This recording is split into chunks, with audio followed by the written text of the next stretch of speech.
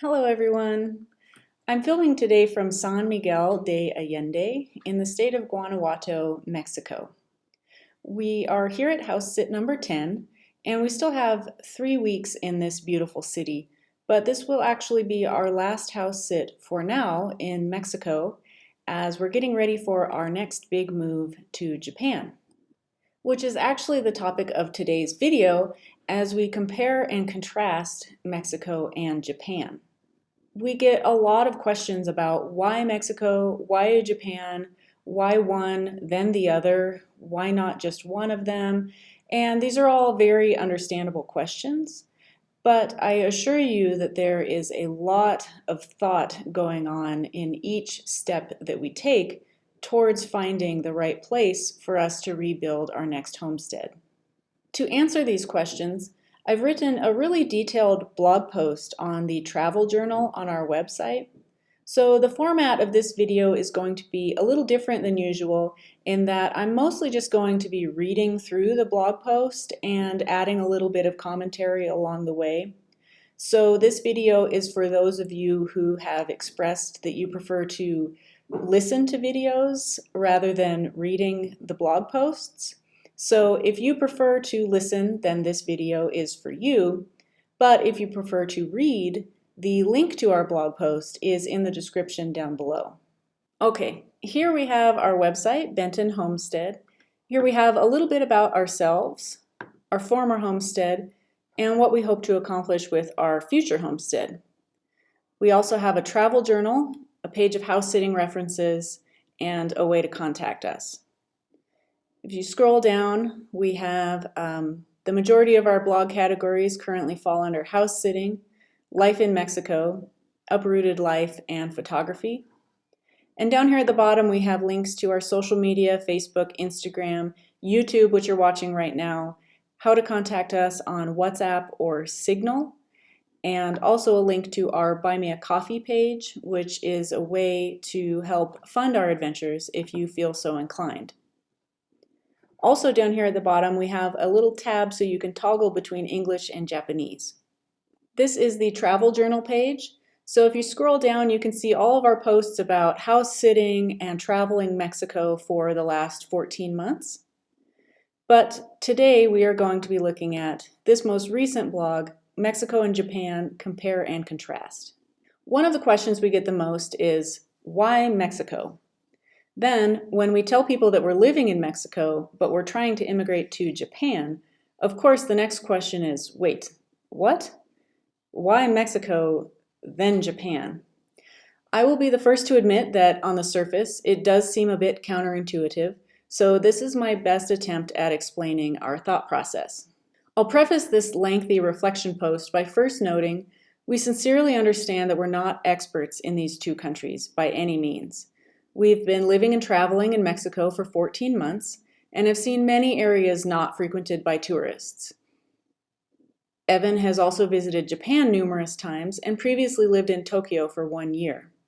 But no matter how many friendly Mexican people call us honorary Mexicans, and no matter how many Japanese people are delighted by Evan's rare depth of cultural understanding, we are still gringos and gaijin, respectively. I wouldn't dream of writing this from any perspective besides our own, which is foreign, appreciative, open, and curious. Of course, prior to leaving the United States, we had much deliberation about the various countries we could reasonably envision ourselves rebuilding our homestead and raising our future family. We looked more closely at areas that met our criteria of an ideal climate, potential for our businesses, both Benton Homestead and my photography, which includes things like population, tourism, distance to get to the closest big cities, that sort of thing, cost of living, cost of travel, real estate opportunities, somewhere with a combination of rural living with modern amenities, immigration requirements, and of course, languages that Evan can speak and that I can learn for ease of integration and acceptance by our future community. After looking at many countries that would potentially fit these parameters, we decided on Mexico or Japan. Before we look at the differences, let's take a look at some common ground. Clearly, these two countries are very different in many ways, not limited to location, culture, customs, regulations, cuisine, religion, societal norms, and punctuality. But you may be surprised at some commonalities. So what do Mexico and Japan have in common? Both countries are like a quilt made up of patches of many distinctly unique cultures. What I mean by this is neither can be described as having simply one blanket culture or lifestyle, but rather pockets of many different subcultures under one greater cultural umbrella. There is no one-size-fits-all description of either Mexico or Japan. Both countries cover a great distance north to south, which gives both a wide variety of climates. Mexico is not just a desert. It has tropical wet and dry, semi-arid, arid desert, temperate with dry winters, humid subtropical, and Mediterranean climates. Japan has subarctic in the north, humid temperate, humid subcontinental, Mediterranean, and subtropical in the south. Both countries also have many mountainous areas, which means the climate can change rapidly over a short distance. Just for reference, Mexico's northernmost latitude is 32 degrees and southernmost latitude is 14 degrees, which makes it 2,000 miles north to south. Japan's northernmost latitude is 45 degrees and southernmost latitude is 20 degrees. It is 2,360 miles north to south. Both countries are a combination of super modern major cities and rustic rural villages, plus everything in between. I can only speak for my own personal experience, but Mexico City, for example, is both deeply historic and incredibly modern, with all the amenities one could ever want. Great public transportation, walkable neighborhoods, diverse global cuisine, and a perfect mix of both upscale restaurants and bafflingly affordable food carts. In contrast, rural Mexico is delightful, with the true village lifestyle, tiny tiendas with local foods and products in simple packaging or no packaging, friendly people, and a real connection. It's my understanding that rural life in Japan will be similar to this, plus the added perk of various municipality incentives for young people and families to move to certain rural towns. I'll explain a little bit more about that later. Mexico's population is 130 million, and just for example, Mexico City, the largest city, has 22 million. The second largest, Guadalajara, has 6 million, and the third largest, Monterrey, has 5 million. Japan has a population of 126 million. Its largest city, Tokyo, has 14 million, second largest, Yokohama, 3.5 million, and the third largest, Osaka, 3 million. You can see there's a little bit of a jump there between Tokyo at 14 million and the next largest at 3.5 million, which is kind of interesting. Both countries have arguably better healthcare than the United States, which is the country with the highest total money spent by citizens on healthcare. Again, I can only speak from my own personal experience. I have almost nothing good to say about healthcare in the United States, while I only have enthusiastically positive things to say about healthcare in Mexico, including acupuncture, Chinese medicine, Mexican herbalism, ultrasounds, fertility testing, blood work, dental, and state-of-the-art medical treatments. Even though we paid out of pocket for our medical care in Mexico, as we always did in the United States as well, we were able to get many treatments done that we couldn't afford in the US, plus significantly better wait times, turnaround times for results, and interactions with the medical professionals. Okay, but more specifically, what is drawing us to rural Mexico and rural Japan? Once you get far enough away from the cities, I suppose life is essentially the same no matter where you are. In our years together, Evan and I have chosen to live a fairly simple life. We tend to live on a pretty small budget compared to many Americans. Moving forward, our intention is to continue to decrease the speed and complexity of our lives. We're specifically seeking a place to grow as much of our own food as possible, become more connected with the soil and seasons, and become less connected to the internet and screens. We've disconnected from Amazon and will soon add Google and Apple to that list. We want to raise our future children where there are no chain stores, no hustle and bustle, no strong media presence, and instead a deep sense of community, family, and interdependence. We're searching for our tribe to surround our future children with positive role models and learning experiences. Of course, I'm generalizing, but this kind of slow life is readily available in villages in both Mexico and Japan. First, let's take a look at Mexico. After narrowing down our two ideal countries, of course, the next question we asked ourselves was, which one first? Naturally, Mexico is much closer. We could drive our car, and the cost of living is low enough that we wouldn't be blowing through our savings very quickly while we were deciding if and where we wanted to stay. Moving to Mexico first was an easy decision. So how was the immigration process to Mexico? The process of obtaining Mexican residency was fairly simple, especially compared to the immigration process for some other countries. I've written about this at great length before, so I'll make this brief. After taking some time to gather necessary documents and making 2 trips to the Mexican consulate office in New Orleans, we were pleased to walk out the door with our temporary residency visa entrance stickers inside our passports, good for 1 border crossing within the next 6 months. Our arrival date in Mexico was 1 month later, and after crossing the border, we then had 30 days to complete the second step of the process, which is confirming our arrival with the Mexican immigration officials, actually a different branch of the government than the consulate back in New Orleans, which earned us 1 year of temporary residency. We recently completed our first temporary residency renewal, and we were awarded the maximum of 3 more years, which is awesome. After that time has elapsed, at the end of 2025, it's then going to be a fairly simple process to apply for permanent residency. Which brings me to another one of the most common questions that we get.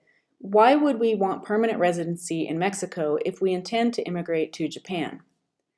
This is part of our long-term plan. The path to immigration in Japan is lengthy and tumultuous, so it's possible that we'll need to leave Japan temporarily before we have an opportunity to finalize our Japanese visa process. If this happens, we have the option of coming back to Mexico at any time and booking more house sits until the time comes that we can then return to Japan. This takes a lot of stress off our shoulders. Also, we love Mexico and are considering the possibility of somehow bringing pieces of the cultures, most likely in the form of food or a pop-up restaurant on our future farm, from all the places that we've lived and loved, Oregon, Louisiana, and Mexico, all together in Japan. This could involve semi-regular trips back to Mexico to import supplies or vacation. Another reason is that we're strongly considering coming back to Mexico whenever the time comes that we're blessed with children, as we hope for a home birth and midwife experience. This birth tradition has deep roots in Mexico, especially in one of our favorite states, Oaxaca. And lastly, our intent to live in Japan permanently might eventually include obtaining citizenship. This is a little complicated, but Japan does not allow dual citizenship. So in order to become a Japanese citizen, it would mean revoking our United States citizenship.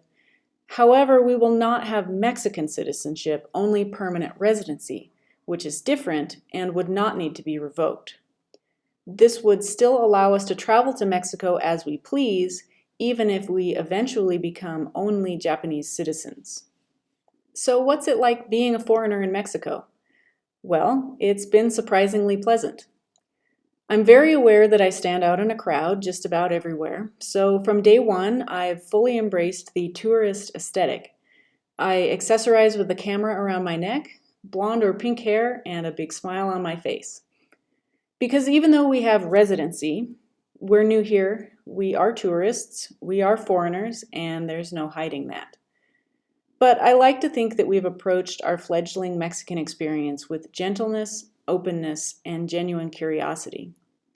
We're not the typical American or Canadian retirees who want to make their own little English-speaking enclave, which surprisingly seems somewhat common. In fact, I would say quite the opposite. But whatever, to each their own. Evan has described experiencing what he calls culture shock while growing up in America because of the lack of multi-generational culture and various aspects of society that just don't make sense.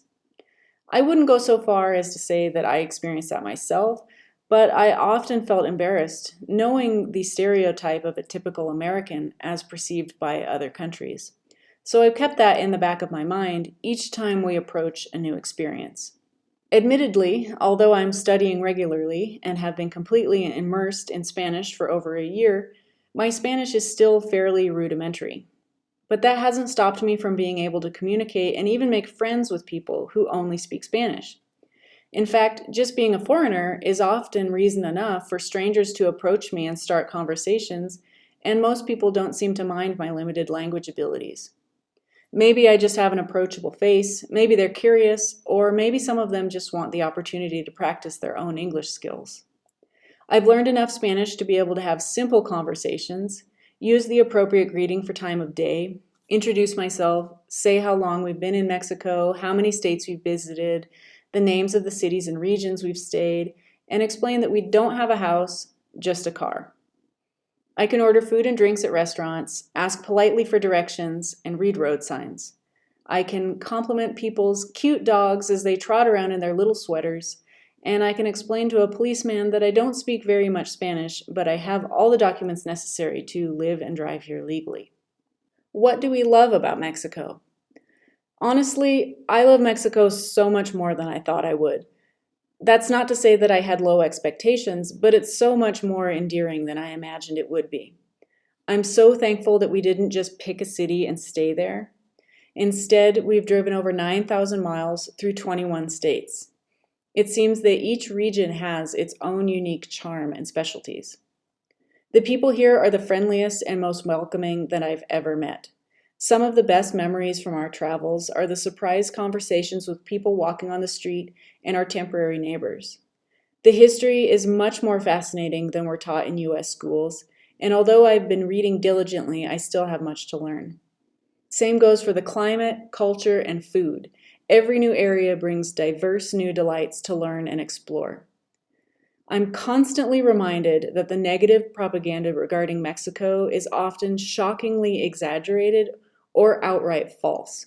I love it here. I will without a doubt miss Mexico the moment we leave, and will do everything I can to maintain a strong connection. So why have we decided that Mexico is probably not going to be our forever home?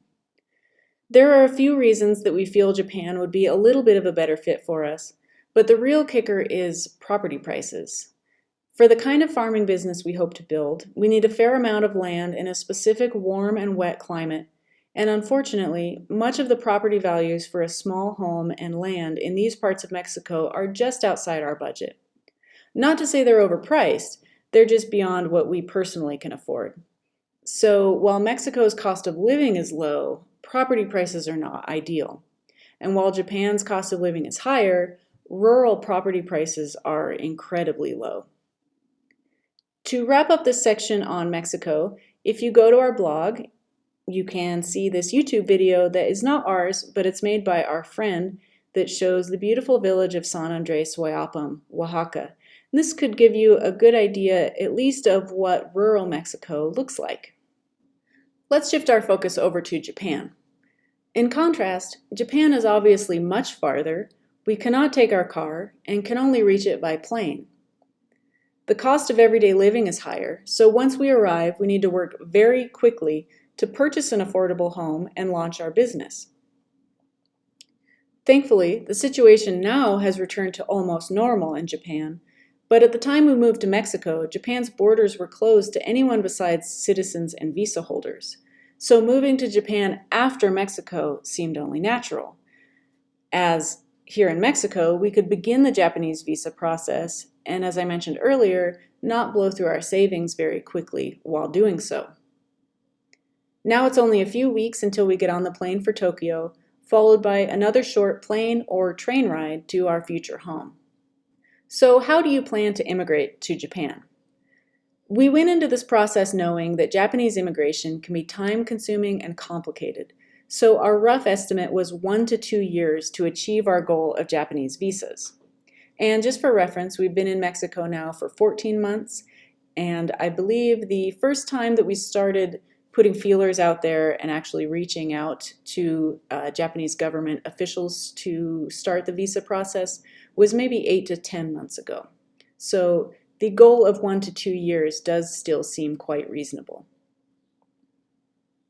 In contrast to Mexican immigration, which primarily consists of a quick financial review, Japan has a number of different kinds of visas available called visa tracts. We did a lot of research about the different kinds of visas and their different requirements. Eventually, we settled on 2 visa options that might work for us: a business visa with an accompanying startup business visa, or an artist visa. Let's take a look at these 2. Our first choice is to apply for a business visa, which basically allows us to start a business and sponsor our own visas. This is a super complicated visa route in the short term.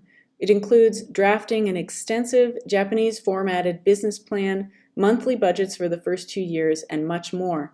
But it seems to make the most sense for us in the long term. In addition, some prefectures or cities offer a special startup business visa, which basically gives us a 6-month buffer in order to get all our ducks, or chickens, in a row.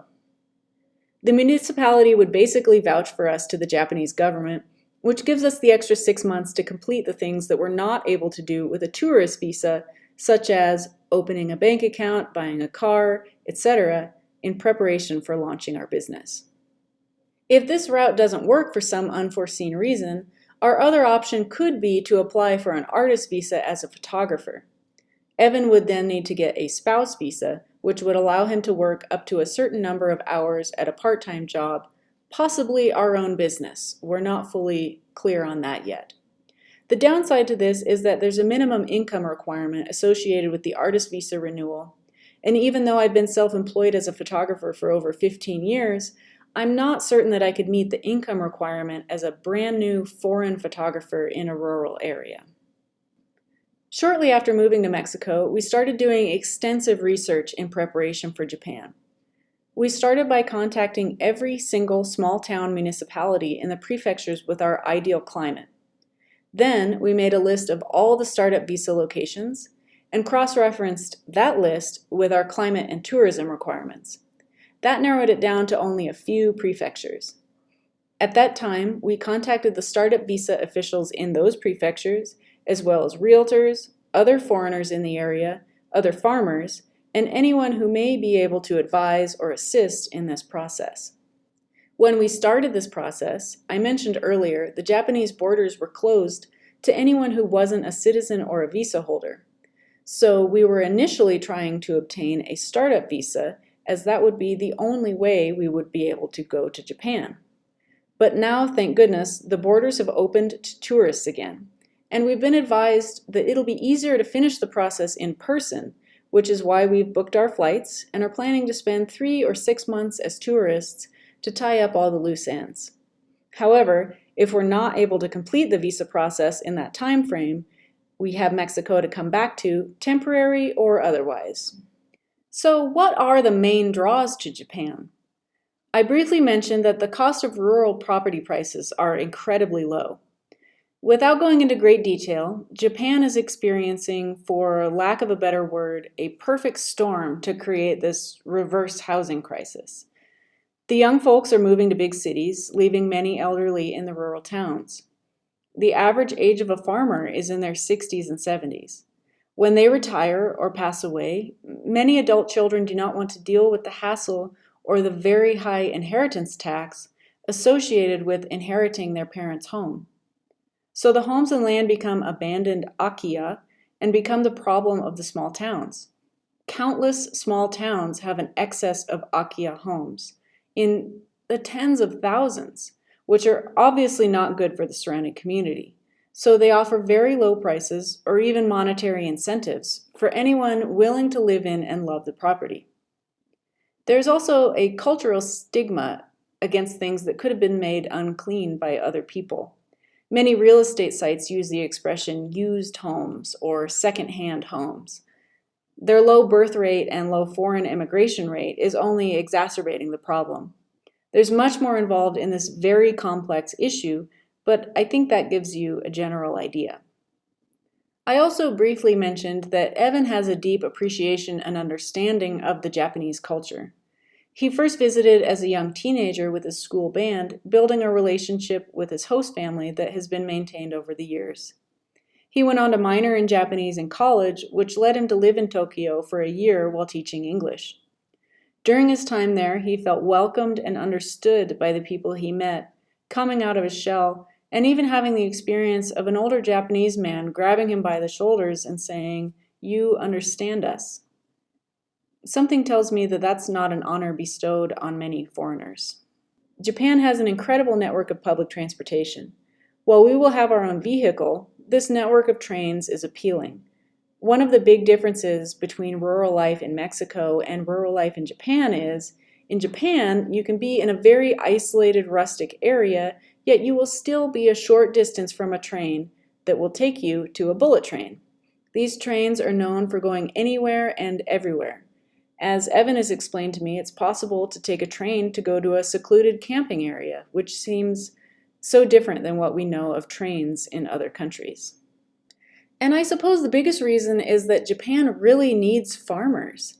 As the age of Japanese farmers continues to increase, they're having more and more trouble finding people to continue their businesses when they retire, which oftentimes the community has relied on for decades. You can find countless articles like the one I linked to in my blog, telling the story of a farmer who's beyond retirement age and literally giving his business away to anyone willing to succeed him. An excerpt from the article says, in 2021, government help centers and the top 5 merger and acquisition services found buyers for only 2,413 businesses, according to Japan's trade ministry. Another 44,000 businesses were abandoned. Over 55% of those businesses were still profitable when they closed. Many of the businesses were in small towns and cities where the secession problem is a potentially existential threat.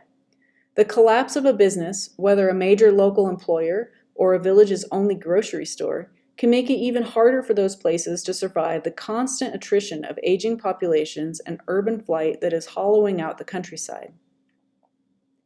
You can easily see that this is an opportune time to step in and start our small farm business, then potentially purchase and incorporate other serendipitous small farms of those retiring around us. And where in Japan did we choose to move to? As I've already mentioned, we did a lot of research for areas that would meet our specific criteria. We're pretty strongly drawn to Omishima Island in the Seto Sea, which is part of Imabari City in Ehime Prefecture. As a bonus, the municipality officials that we've been working with have been very friendly and helpful, so we hope that working with them will make the complicated startup business visa process a little bit easier.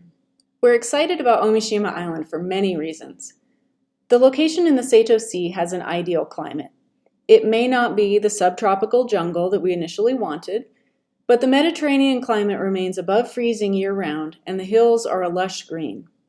The island is known for growing citrus orchards and recently became home to some avocado growers, which means it should be warm enough for our comfort and farming aspirations. This is also a great opportunity for honeybees as the citrus blossoms and mountains covered in broadleaf evergreen forests provide plenty of nectar. It's not too rainy to keep the bees from flying, and the winters are neither long nor cold. Additionally, we'd be one of only a small handful of apiarists on the island, so the orchards should be very happy for the additional pollinators. Omishima Island is accessible by bridge, which in fact is part of a series of 7 suspension bridges called the Shimanami Kaido. This series of bridges connects the large islands Honshu from Hiroshima Prefecture and Shikoku to Ehime Prefecture across a series of 6 small islands in the Seto Sea. It's a very popular route for bicyclists who ride the Shimanami Kaido in one day or break the trip into multiple days, spending time on some of the islands along the way. This is a great opportunity for tourism, as its location along a major thoroughfare, along with its status as a tourism destination in itself, will help us market our products as omiyagi, or edible souvenirs, which is a tradition in Japan. It will also give a big boost to the Airbnb we plan to operate. Additionally, besides the island providing plenty of stunning backdrops for travel photography, it's close enough to several big cities for me to market my services throughout Ehime and Hiroshima prefectures, as there are numerous medium-sized cities within about an hour in every direction.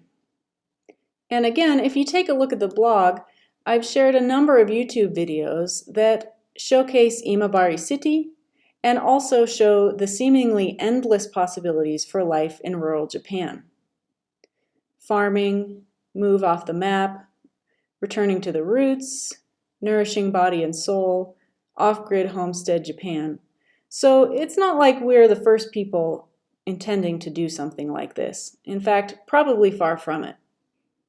So if you've made it this far, thank you. I suppose I wrote this more as a public journaling exercise than anything else, but I certainly hope you got something out of it, and I really hope it helped answer all of the questions you might have about our journey. We really hope that y'all continue to come along on this journey with us, and please remember, when we get settled, wherever we end up, our doors are always open and we love visitors. In conclusion, we really do love both countries. We can envision ourselves being very happy living the rest of our lives, raising our future family, growing our own food, building our business with the intention of being multi-generational, and incorporating the inspiring aspects of the culture into our own lives in either Mexico or Japan. So here's to whatever the future holds and wherever it takes us. The last question we get asked is, how can you help? Besides your constant encouragement and continued friendship, we can always use some assistance. If you feel compelled, you could consider becoming a supporter on our Buy Me a Coffee page, which is like Patreon. We have different monthly support levels as well as one-time donation options. But of course, your well wishes, sharing our various pages, subscribing to our channel, liking our videos, or planning a visit to our future homestead are also ways to support. Thank you again, and we'll see you in the next video.